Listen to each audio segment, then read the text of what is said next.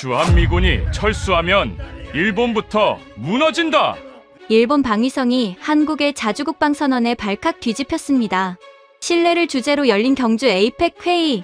그 자리에서 한일본 수석연구관이 주한미군 철수는 곧 일본의 붕괴라고 말했습니다. 그러나 진짜 충격은 그 다음이었습니다. 이제 일본의 안보는 한국의 손에 달려 있다. 2027 국제안보전략연구소 보고서의 이 결론은 미국과 일본을 동시에 패닉 상태에 빠뜨려버렸습니다. 한국이 만든 신뢰의 방패 이론. 그것이 세계의 기준을 완전히 바꿔버린 것입니다. 이제 일본이 끝내 숨기려 했던 그 모든 보고서의 내용이 공개됩니다. 시작하기 전 좋아요와 구독은 영상 제작에 가장 큰 힘이 됩니다.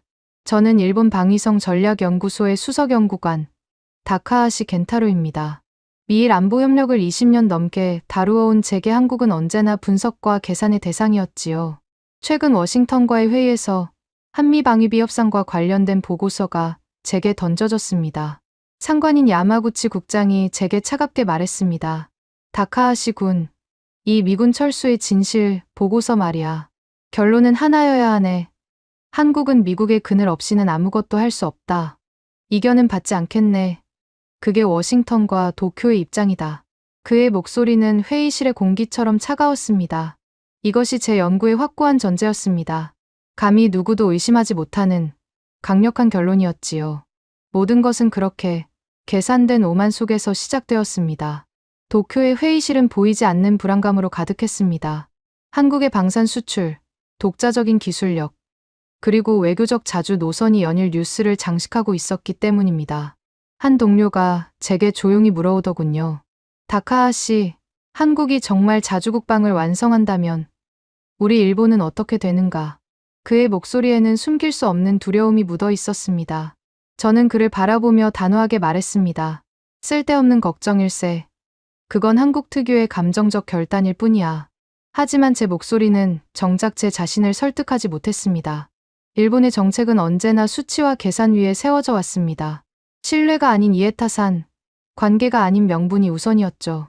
그래서 한국이 내세우는 신뢰의 강국이라는 표현은 제게 허상처럼 들렸습니다. 그것은 분석 대상이 아닌 무시해도 될 슬로건에 불과하다고 여겼습니다.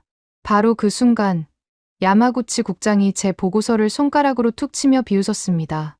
다카하시 군, 자네답지 않게 감상적이군. 한국의 감정적 결단이라니 그들을 너무 과대평가한 것 아닌가. 다른 동료가 맞장구를 쳤습니다.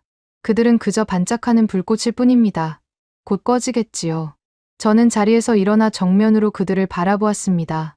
국장님, 감상적인 것은 제가 아니라 데이터를 무시하는 여러분입니다. 이 K3 전차 수출 실적을 보시지요. 이것이 반짝하는 불꽃으로 보이십니까? 이것은 냉혹한 현실입니다. 그 한마디에 회의실은 얼음물처럼 조용해졌습니다. 저는 말을 이었습니다. 이것이 감정인지 아니면 우리가 모르는 시스템의 시작인지 저는 그걸 확인하러 가는 것입니다.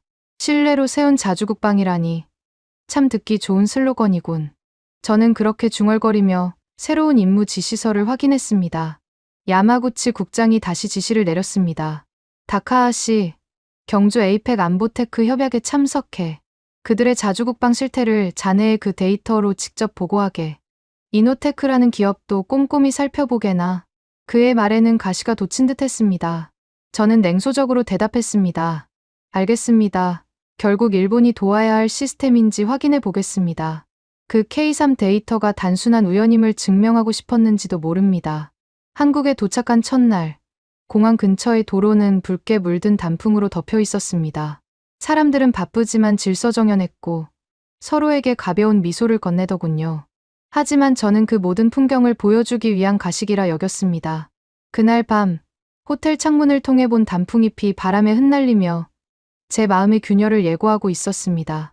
저녁 식사 자리에서 통역을 맡은 젊은 연구원이 제게 물었습니다. 일본에서는 식사 후 잘 먹었습니다라는 인사를 하나요? 저는 고개를 저으며 대답했습니다. 우린 그저 예의로만 인사하지 감정은 담지 않지. 바로 그때 식당 아주머니가 제게 따뜻한 미소를 건네며 다가왔습니다. 밥은 다 먹었어. 그 한마디가 제 가슴에 날아와 박히는 듯 했습니다. 논리와 계산으로만 살아온 제게는 너무나 낯선 이유를 알 수 없는 울림이었습니다. 이것이 그들이 말하는 정의라는 것일까요? 그날 밤, 저는 호텔 방에서 보고서 초안을 열었습니다. 제목은 한국의 자주국방, 신뢰인가 허상인가였지요. 하지만 커서가 깜박이는 화면을 바라보며 저는 처음으로 다음 문장을 쓰지 못하고 멈춰섰습니다. 며칠 뒤, 저는 보고서의 두 번째 장을 열었습니다. 임시로 한국의 반격이라는 표현을 제목으로 붙여보았습니다. 하지만 그 문장에는 여전히 냉소가 깔려 있었지요. 한국은 자주국방을 내세우지만 실제로는 미국의 협상 카드에 불과하다. 그 확신은 제가 뉴욕 방위비 협상 회의록을 다시 읽어보기 전까지 견고하게 이어졌습니다. 회의록 속의 문장들은 제 예상을 벗어나기 시작했습니다. 미국 내부 보고서에는 예상치 못한 문구가 있었습니다. 한국 정부의 독립 운용률이 78%를 돌파했다. 그 숫자는 단순한 수치가 아니었습니다. 미국조차 예상하지 못한 운영의 자율성을 의미했으니까요. 저는 눈살을 찌푸리며 중얼거렸습니다. 그건 일시적인 현상일 뿐이야. 경주로 가기 전, 저는 실태 파악을 위해 먼저 서울로 향했습니다. 남대문 시장의 한 식당에서 식사를 한 뒤, 저는 엔화로 결제하려 했습니다. 그때 식당 주인이 제게 손을 저으며 말하더군요. 손님, 여기선 엔화보다 이게 더 좋아요. 온누리 상품권이라고 알아요. 저는 순간 제 귀를 의심했습니다. 국제적인 시장에서 현금보다 지역 상품권을 쓴다고. 이해할 수 없군. 비효율적이야. 하지만 제가 목격한 풍경은 제 논리를 비웃고 있었습니다. 다른 상점의 주인들은 상품권을 환하게 받으며 서로 물건을 교환했습니다. 효율보다 신뢰의 순환이 작동하는 사회였습니다. 그 순간 저는 처음으로 한국식 운영이라는 개념을 어렴풋이 느끼기 시작했습니다. 방위성의 내부 보고서에는 한국의 자주국방은 선언적 수준이라 명시되어 있었습니다. 그러나 내가 본 현실은 그 데이터와 정면으로 충돌했습니다. 보고서 속 국민투자기금 1조 2천억 달러, 운용 같은 이해할 수 없던 수치들이 어쩌면 저런 신뢰와 연결된 것일까요? 시장 상인이 제게 말하더군요. 이건 그냥 돈이 아니에요. 우리끼리 믿고 돌려 쓰는 약속이에요. 그 말은 저의 경고했던 연구를 밑바닥부터 무너뜨렸습니다. 취재 도중, 인근 노인정에서 잠시 쉬어가게 되었습니다. 한 어르신이 제게 따뜻한 차를 내주며 말했습니다. 세상은 힘센 나라가 이기는 게 아니라 믿을 수 있는 나라가 이기는 거야. 그 말은 제 가슴을 관통했습니다. 그것은 제가 수년간 연구했던 수치와 전략 어디에도 없던 문장이었습니다. 그날 밤, 저는 보고서 마지막 줄에 이렇게 적었습니다. 한국의 신뢰는 수치로 증명되지 않는다. 그러나 그 질서는 움직이고 있다. 도쿄로 전송된 저의 첫 현장 보고서에 상관의 코멘트가 달렸습니다. 한국은 감정의 나라다. 수치보다 정이 앞서니 분석 불가. 그 문장을 읽는 순간 저는 오히려 반발심이 일었습니다. 내가 본 것은 감정의 낭비가 아니라 분명한 운영의 질서였습니다. 저는 컴퓨터 앞에 앉아 방대한 데이터를 다시 정리했습니다. 모든 수치의 공통점은 정신아픔이라는 놀라운 사실이었습니다. 이것은 단순한 기술력의 문제가 아니었습니다. 루마니아형 K체계의 조기 인도 기록이 바로 그 증거였습니다. F-39A 전자장비 협력 데이터, 그리고 유럽연합 방산협력 사례까지 모든 자료가 단 하루의 오차도 없었습니다. 약속을 지키는 문화가 시스템의 가장 중심에 단단히 자리 잡고 있었습니다. 저는 데이터의 흐름 속에 정의라는 비과학적 변수를 추가하려다 멈칫했습니다. 그때 문득 공항에서 저를 배웅하며 미소 짓던 직원의 얼굴이 떠올랐습니다. 좋은 하루 보내세요. 건강도 챙기시고요. 그 평범한 인사가 왜 자꾸만 마음에 남는 것인지 알 수 없었습니다. 이것이 한국의 힘과 어떤 연관이 있는 것일까요? 방위성은 제게 새로운 임무를 내렸습니다. 이노테크의 방위 시스템 협력 자료를 직접 검증하라. 저는 여전히 냉소적인 태도를 거두지 못하고 대답했습니다. 알겠습니다. 결국 일본이 개입한 기술인지 확인해보지요. 그러나 도착한 현장은 제 예상을 완전히 뒤집어 놓았습니다. 기술자들은 일본인이 아닌 패기 넘치는 한국의 젊은 연구원들이었습니다. 연구소의 책임자가 제게 말하더군요. 우린 방어를 기술로 하지 않습니다. 신뢰로 합니다. 그 문장은 제 머릿속을 강하게 울렸습니다. 방위의 본질이 무력이 아니라 약속이라니. 저는 충격을 받았습니다. 연구소 인근 거리에서 본 풍경은 잊히지 않습니다. 출근길, 아무도 신호를 어기지 않았고 어르신이 천천히 길을 건너자 모든 차들이 멈춰 섰습니다. 저는 속삭였습니다. 이건 법이 아니라 품격이 움직이는 사회야. 드디어 경주 에이펙 안보테크 협약의 첫 번째 세션이 시작되었습니다. 한 한국 관계자가 저에게 다가와 말했습니다. 우리의 자주국방은 무기를 늘리는 게 아니라 서로에 대한 믿음을 줄이지 않는 것입니다. 나는 그 말을 몇 번이고 곱씹었습니다. 자주국방이란 단순한 군사적 독립이 아니라 신뢰의 분배라는 철학이었습니다. 이어진 이노테크의 기술 시연장은 과시적인 구호 없이 조용했습니다. 연구원들은 함성이나 과장된 몸짓 대신 묵묵히 정해진 절차를 따라갔습니다. 발표가 끝난 후 박수는 크지 않았지만 참석한 모두의 눈빛은 확신에 차 있었습니다. 저는 메모했습니다. 소리보다 질서가 울린다. 회의가 끝난 뒤 회의장을 청소하던 한 어르신이 제게 말을 건넸습니다. 수고 많으셨죠. 한국에서는 일이 끝나면 서로 고맙습니다라고 말해요. 저는 어색하게 미소를 지었지만 그 한마디가 제 안의 마지막 불신을 부드럽게 녹였습니다. 식당 아주머니의 밥은 다 먹었어 라는 말과 이 인사가 겹쳐졌습니다. 이 나라의 힘은 거대한 구호가 아닌 이런 일상의 따뜻함에서 나오는 것일지도 모릅니다. 저는 그날 밤 제 안에서 무언가 근본적인 것이 변하고 있음을 느꼈습니다. 도쿄의 상관들은 이 변화를 이해할 수 없을 것입니다.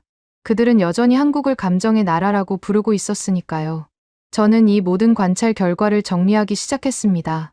일본으로 돌아가 제출한 첫 번째 현장 보고서에 대한 반응은 예상대로였습니다. 내부 회의는 냉랭했습니다. 저는 한국의 자주국방은 상징이 아니라 완벽하게 작동하는 운영체계입니다라고 보고했습니다. 그러나 상관은 냉소적인 미소를 지으며 제 보고서를 밀어냈습니다. 그건 내가 감정에 휘둘린 결과야. 다카하시 군, 객관성을 잃었어. 그 말은 오히려 제 안의 확신을 더욱 단단하게 만들었습니다. 그들은 현장을 보지 못하고 여전히 과거의 데이터에만 매달려 있었습니다. 저는 1차 보고서의 결론을 수정하지 않았습니다. 그들의 편견이 틀렸음을 증명할 추가적인 증거가 필요했습니다. 저는 방위성 보고서 초안의 첫 줄을 다시 떠올렸습니다. 본래 저는 한국의 자주국방은 예외적 성공 사례이며 구조적 지속 가능성은 미지수다라고 쓰려 했습니다. 하지만 한국에서 목격한 장면들이 그 문장을 가로막았습니다. 식당 아주머니의 따뜻한 한마디와 노인정 어르신의 지혜가 떠올랐습니다. 데이터는 완벽했지만 제 마음속 어딘가에서는 강력한 반대의 신호가 울리고 있었습니다. 저는 그 예외라고 생각했던 것들이 사실은 한국 사회의 보편적 규범일지도 모른다고 생각하기 시작했습니다. 그 불편함의 정체를 확인하기 위해 저는 두 번째 한국 방문을 결심했습니다. 제 상관인 야마구치 국장에게는 추가 데이터 확보라는 명분을 내세웠지요. 그는 마지못해 승인했지만 그의 눈빛은 여전히 저를 믿지 못했습니다. 저는 알 수 없는 확신을 안고 다시 서울행 비행기에 올랐습니다. 그렇게 두 번째로 도착한 서울의 새벽녘, 저는 서울역 인근을 걸으며 그 규범의 실체를 마주했습니다. 청소 노동자들이 서로에게 웃하며 인사를 나누고 구역을 나누고 있었습니다. 이 구역은 어제 내가 했으니 오늘은 내가 할게. 규칙이 아닌 배려로 움직이는 그들의 모습이었습니다. 저는 속으로 중얼거렸습니다. 이건 단순한 노동이 아니야. 사회의 운영 철학이구나. 하지만 바로 그때 도쿄 회의실의 야마구치 국장의 차가운 목소리가 환청처럼 들려왔습니다. 다카하시 군, 그 감상주의가 자네의 눈을 멀게 할 걸세. 저는 그 목소리를 애써 지우며 걸음을 옮겼습니다. 제 이성과 감성이 정면으로 충돌하기 시작한 것입니다. 그리고 바로 그날 오후, 제 모든 신념을 무너뜨리는 사건이 발생했습니다. 저는 그날 오후, 제 인생 최악의 실수를 저질렀습니다. 서울역에서 택시를 타며 방위성의 기밀 데이터가 담긴 USB를 좌석에 흘린 것입니다. 피가 차갑게 식는 기분이었습니다. 제 20년 경력이, 아니 일본의 안보 데이터가 통째로 사라지는 순간이었죠. 야마구치 국장의 얼굴이 떠올라 절망에 빠진 그때 한 청년이 제 택시를 두드리며 숨을 헐떡였습니다. 선생님, 이걸 두고 내리셨습니다. 저는 떨리는 손으로 USB를 받아들고 살해하려 했지만 청년은 웃으며 손사래를 쳤습니다. 아닙니다. 당연히 할 일을 한 건데요. 그 당연함이라는 한마디가 저의 모든 계산과 의심, 오만함을 박살냈습니다. 이것이 바로 K3 전차의 데이터보다 강력한 한국의 진짜 힘이었습니다. 퇴근길, 노점상 아주머니가 제게 떡 한 조각을 건네더군요. 멀리서 오셨죠? 추운데 따뜻한 거 하나 드세요. 제가 놀라값은 어떻게 하냐고 물었습니다. 괜찮아요. 당신도 누군가에게 따뜻하게 하면 돼요. 그 짧은 대화 속에 신뢰의 순환이라는 거대한 철학이 응축되어 있었습니다.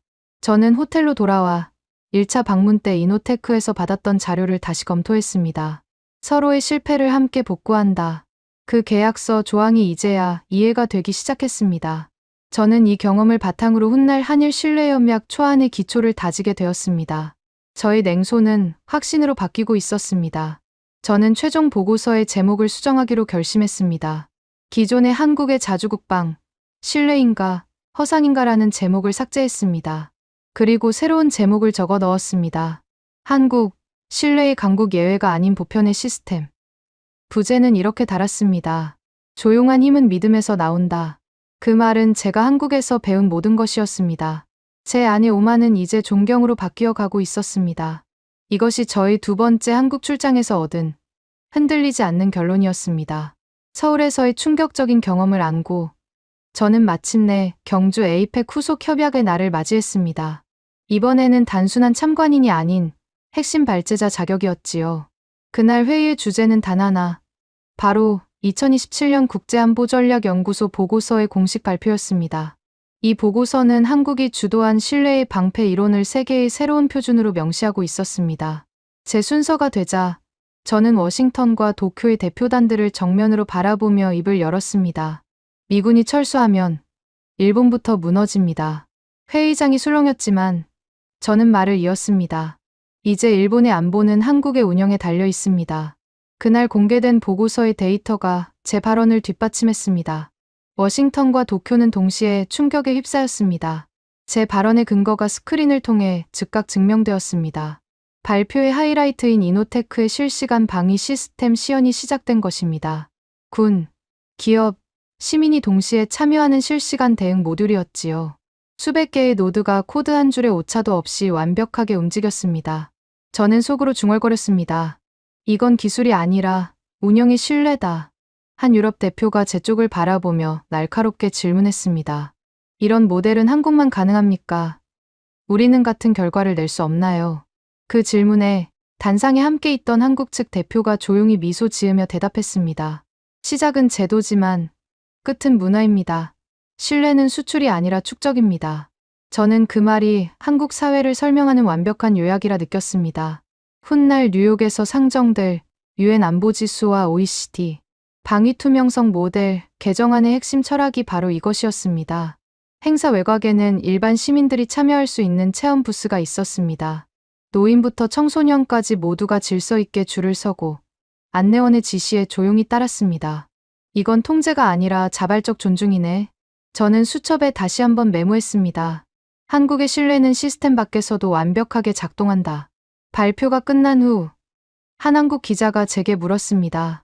당신이 본 한국의 힘은 무엇입니까? 저는 잠시 생각하다가 답했습니다. 조용함이요. 그리고 그 안에 숨은 단단함입니다. 그들은 과시하지 않고 운영으로 증명합니다. 그것은 제가 한국에서 배운 가장 중요한 진실이었습니다. 커피를 마시던 중 한 한국 기술자가 제게 말했습니다. 우린 기술도 사람처럼 믿어요. 처음엔 불안해도 끝까지 가면 믿음이 생겨요. 저는 웃하며 대답했습니다. 그건 공학이 아니라 철학이네요. 그는 고개를 끄덕이며 말하더군요. 맞아요. 그게 한국식 엔지니어링이죠. 일본 대표단은 발표 내내 아무 말이 없었습니다. 단 한 명. 저만이 손에 펜을 쥐고 있었습니다. 그리고 메모했습니다. 오늘 일본은 조용히 배웠다. 행사 후 들른 전통시장에서 노점을 운영하는 아주머니와 대화했습니다. 외국인이세요. 이거 받아요. 온누리 상품권이에요. 요즘은 이런 걸로도 서로 믿고 거래하죠. 그 소박한 신뢰의 교환이 국가 시스템의 축소판처럼 느껴졌습니다. 한국에서의 충격적인 경험을 안고 도쿄로 돌아오자마자 저는 즉시 소환되었습니다. 일본 방위성 전략연구소 회의실. 그야말로 발칵 뒤집혔습니다. 경주 에이펙에서 공개된 2027년 보고서의 충격적인 결론과 저희 발언 때문이었습니다. 한 고위 간부가 제게 소리쳤습니다. 다카하시, 자네가 감히 일본의 안보가 한국에 달렸다는 망언을 해. 워싱턴 역시 조용한 충격에 빠졌다는 보고가 올라왔습니다. 그들은 신뢰의 방패 이론을 뒤늦게 분석하기 시작했습니다. 하지만 보고서의 첫 문장이 모든 것을 말해주고 있었습니다. 한국은 강함보다 옳음을 선택한 나라다. 이미 세계의 기준은 바뀌어 버린 것입니다. 회의가 끝난 뒤 일본 내부에서는 저에 대한 격렬한 반발이 터져 나왔습니다. 한국의 모델은 감정적이다. 과학이 아닌 정서에 기대고 있다. 그들의 정 따위가 어떻게 시스템이 된단 말인가. 그러나 나는 냉정히 반박했습니다. 그 정서가 바로 한국의 시스템이다. 우리는 감정을 제대로 흉내낼 수 없다. 그 순간 연구소 내 공기가 싸늘하게 얼어붙었습니다. 저는 그들의 거센 비난 속에서 경주에서 보았던 한 장면을 떠올렸습니다. 단풍이 고운 숲길. 한 가족이 서로를 기다리며 천천히 걷고 있었습니다. 그 평화로운 광경이 제 머릿속의 복잡한 군사적 수식들을 모두 지워버렸습니다. 이 조용한 나라가 신뢰를 쌓는 법을 제대로 배웠구나. 그것은 계산이 아닌 마음으로 얻은 깨달음이었습니다. 제 기억은 또한 서울의 한 노인정에서 만난 어르신에게로 향했습니다. 그분이 제게 건넨 한마디가 떠올랐습니다. 세상은 힘센 나라가 이기는 게 아니라 믿을 수 있는 나라가 이기는 거야. 그 한마디가 국민투자기금 1조 2천억 달러 운용의 진정한 의미였습니다. 신뢰가 자산이 되는 나라, 그것이 제가 본 한국이었습니다. 잊을 수 없는 또 하나의 기억은 식당 아주머니의 따뜻한 말이었습니다. 밥은 다 먹었어. 그 말은 단순한 인사가 아니라 계산을 넘어선 관계의 시작이었습니다. 횡단보도 앞에서 경찰 없이도 일제히 멈추던 시민들의 모습도 떠올랐습니다. 그것은 법이 아니라 품격이 움직이는 사회의 증거였지요. 그 모든 경험이 제 안의 편견을 무너뜨렸습니다. 미국 언론들은 이미 한국의 시스템을 다루기 시작했습니다. 이건 혁신이 아니라 철학이다. 한국은 방패를 만들지 않았다. 신뢰를 만들었다. 외신의 표현은 더 이상 놀라운 일이 아니라 당연한 인정이었습니다. 그리고 제 확신을 굳혔던 한 시민의 목소리가 귓가에 맴돌았습니다. 이런 큰 변화를 앞두고 왜 이렇게 차분하신가요? 제가 묻자 그는 미소 지으며 대답했습니다. 우린 떠들기보다 지키는 걸 배웠어요. 목소리는 크지 않아도 약속은 큽니다. 그 말이 제 머리보다 마음에 먼저 깊이 박혔습니다. 그들은 한번 정한 것을 지켜내는 결단의 민족이었습니다. 저는 이 기억들을 바탕으로 비난하는 상관들 앞에서 제 보고서를 전면 수정했습니다. 한국의 신뢰는 전략적 자산이자 국제관계의 새로운 무기다. 이 보고서는 일본 방위성을 넘어 유엔에까지 전달되며 거대한 파장을 일으키기 시작했습니다. 그리고 마침내 저는 뉴욕 유엔 본부 회의실에 서 있었습니다. 제 보고서를 근거로 한국이 주도한 유엔 산하 신뢰 기반 안보지수 신설 제안이 공식 상정되는 날이었습니다. 수많은 나라의 대표들이 모인 자리에서 한국 대표는 단호하게 말했습니다. 이제는 무기가 아니라 신뢰를 기준으로 세계의 안보를 평가해야 합니다. 과거의 한국이라면 강대국의 눈치를 봤을 것입니다. 그러나 이번에는 달랐습니다. 한국 대표단은 한마디도 목소리를 높이지 않았습니다. 대신 차분히 99%의 협약 이행률과 같은 수치와 사례로만 증명했습니다. 한국의 방위비와 인권, 시민 신뢰도는 함께 움직입니다. 미국 대표는 팔짱을 낀 채 고개를 끄덕였습니다. 일본 대표는 메모를 하며 시선을 피했습니다. 저는 그들 사이에서 묘한 긴장과 자부심을 동시에 느꼈습니다. 이건 한국과의 제안이 아니라 세계 시스템의 재설계다. 기자석에서 한 한국 기자가 물었습니다. 왜 한국만 이런 변화를 주도한 걸까요? 한국 대표는 미소 지었습니다. 우리는 위기를 당했을 때 남을 탓하지 않고 서로를 믿었어요. 그게 신뢰의 시작이었습니다. 한 영국 기자가 휴식 시간에 저에게 물었습니다. 일본과 미국의 전문가들이 당신의 보고서를 인용하고 있습니다. 본인은 어떻게 생각합니까? 저는 잠시 생각한 뒤 답했습니다. 그건 저의 보고서가 아니라 한국의 실험 결과입니다. 저는 단지 그것을 기록했을 뿐입니다. 그날 유엔에서의 발표는 성공적이었습니다. 그 모습은 제가 일전에 참석했던 한국의 경주 에이펙 후속 협약에서 이미 예견된 일이었습니다. 그 회의에서 한국 대표단은 단 한 번의 언쟁도 없이 합의를 도출했었지요. 회의가 끝나자 각국 대표들이 박수를 보냈습니다. 한 미국 대표가 제게 놀란 듯 속삭였습니다. 이런 건 처음 봅니다. 싸움 없는 회의라니. 이게 가능하군요. 협약이 끝나고 저는 한국의 한 작은 카페에서 시민들과 대화를 나누었습니다. 요즘 젊은이들은 다들 국가 시스템을 믿나요? 한 대학생이 당연하다는 듯 대답했습니다. 믿는 게 아니라 우리가 그 시스템이에요. 불신은 이제 옛날 이야기죠. 그 대사에서 저는 이 나라에 흔들리지 않는 정체성을 보았습니다. 이노테크가 신뢰의 방패 이론을 시연했을 때 이미 7개국이 채택 의사를 밝혔던 것이 기억났습니다. 스위스 제네바, 전 세계의 외교관과 군사 전문가들이 모였습니다. 의제는 단 하나, 신뢰를 기반으로 한 국제 위기 대응 시스템 구축이었습니다. 개회 선언과 동시에 스크린에 뜬 이름은 놀랍게도 한국형 모델 계획이었습니다. 저는 숨을 들이켰습니다. 한국의 대표단이 발표를 시작했습니다. 우리는 이미 시스템을 시험했습니다. 지진, 재난, 사이버 공격까지 국민과 정부가 함께 움직입니다. 그들은 신뢰의 방패 이론의 실증 데이터를 공개했습니다. 수치보다 놀라운 건 시민들의 자발적 참여율이었습니다. 내 옆에 앉은 일본 후배가 조용히 중얼거렸습니다. 선배, 저건 시스템이 아니라 문화예요. 저는 아무 말도 하지 못했습니다. 회의 중 미국 국방부 차관보가 마이크를 잡았습니다. 한국의 자주국방은 단순한 독립이 아니며 21세기형 안보 협약의 시작입니다. 회의장은 뜨거운 박수로 가득 찼습니다. 시연을 지켜보던 독일 대표는 사람을 믿는 기술이라며 감탄했습니다. 한국의 한 시민단체 리더는 정부가 국민을 믿고 국민이 정부를 믿을 때 국가는 강해집니다라고 말했습니다. 그날 회의 마지막, 저는 한국 대표단의 요청으로 한일 신뢰협약 초안을 검토했습니다. 저는 잠시 망설였지만 결국 그 초안의 공동 작성자로 이름을 올리는 데 동의했습니다. 이건 정치가 아니라 신뢰의 시작이군요.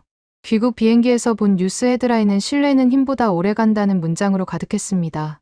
며칠 전 시장에서 본 온누리 상품권이 이 모든 흐름의 시작이었음을 깨달았습니다. 이 모든 거대한 흐름의 마침표는 결국 도쿄에서 찍혔습니다. 뉴욕과 제네바에서의 합의에 따라 일본 방위성은 마침내 한국의 이노테크와 공동 연구 MOU를 체결했습니다. 서명식에서 저는 제 연구의 최종 결론을 보고했습니다. 신뢰는 약속의 다른 이름입니다. 그날 이후 세상의 언어가 달라졌다는 말이 실감났습니다. 아침 뉴스에는 경주 에이펙에서 시작된 한국형 신뢰 운영 모델의 유럽 12개국 공식 채택이 보도되었습니다. 신뢰 기반 안보 지수는 전면 개편되었고 한국의 절차는 국제 표준이 되었습니다. 처음엔 한국을 분석 대상으로만 보았지만 이제는 깊이 존경합니다. 그들은 강하지 않았지만 옳았던 신념의 나라였습니다. 내 보고서의 첫 문장은 그렇게 바뀌었습니다. 저는 이제 한국형 협력 모델을 세계에 전파하는 기록자가 되었습니다. 최근 한 국제 포럼에서 각국의 전문가들이 제게 같은 질문을 던지더군요. 다카하시 박사, 당신이 본 한국의 진짜 힘이 도대체 무엇입니까? 저는 그들의 눈을 바라보며 웃으며 대답했습니다. 그들의 힘은 K3 전차나 반도체 같은 기술력이 아니었습니다. 그것은 낯선 이방인에게 밥은 먹었냐고 물어봐 주는 따뜻한 정입니다. 또한 잃어버린 기밀 USB를 목숨 걸고 찾아주는 투철한 신념이었습니다. 그리고 무엇보다 불의에 맞서고 원칙을 지켜내는 결단의 민족이 가진 힘이었습니다. 제가 본 것은 한 국가가 설계한 완벽한 시스템이 아니었습니다. 그것은 신뢰의 방패를 만들어낸 위대한 사람들이었습니다. 그것은 수십 년간 묵묵히 자신의 자리를 지켜온 바로 당신들, 위대한 한국인들의 품격 그 자체였습니다. 저는 그 깨달음을 담아 제 최종 보고서의 마지막 줄을 썼습니다. 품격은 힘보다 오래가고 신뢰는 그 품격의 증거다. 이 한 문장은 계산으로 가득 찼던 제 20년 연구, 인생의 결론이자 한국에 대한 경이었습니다. 모든 보고를 마친 그날 밤, 저는 도쿄의 연구실 책상 서랍을 열었습니다. 그곳에는 서울시장에서 받았던 이제는 낡아버린 온누리 상품권 한 장이 잠들어 있었습니다. 저는 그것을 조용히 바라보며 중얼거렸습니다. 모든 것은 여기서 시작되었군. 신뢰는 거창한 제도가 아니라 서로를 믿는 그 따뜻한 일상에서 시작된다는 증표였습니다. 그 조용한 혁명은 지금도 세계 어딘가에서 계속되고 있습니다. 제 뇌리에는 처음 한국에 도착했을 때 보았던 그 붉게 물든 가을 단풍길의 풍경이 선명하게 스쳐 지나갔습니다. 오늘 전해드린 내용은 한국이 어떻게 신뢰 하나로 세계의 기준을 바꿨는가에 대한 이야기였습니다. 힘으로는 막을 수 없던 세상의 벽을 우리는 약속과 품격으로 넘어섰습니다. 누군가는 여전히 한국을 작은 나라라 부르지만 지금 세계는 그 조용한 힘 앞에 배우고 있습니다. 이제 강한 나라보다 믿을 수 있는 나라가 더 존경받는 시대가 온 것이지요. 그리고 그 중심에는 언제나 서로를 믿는 국민의 마음이 있습니다. 다음 이야기를 먼저 받아보시려면 좋아요와 구독 부탁드리며 오늘도 자랑스러운 하루 되시길 바랍니다. 감사합니다.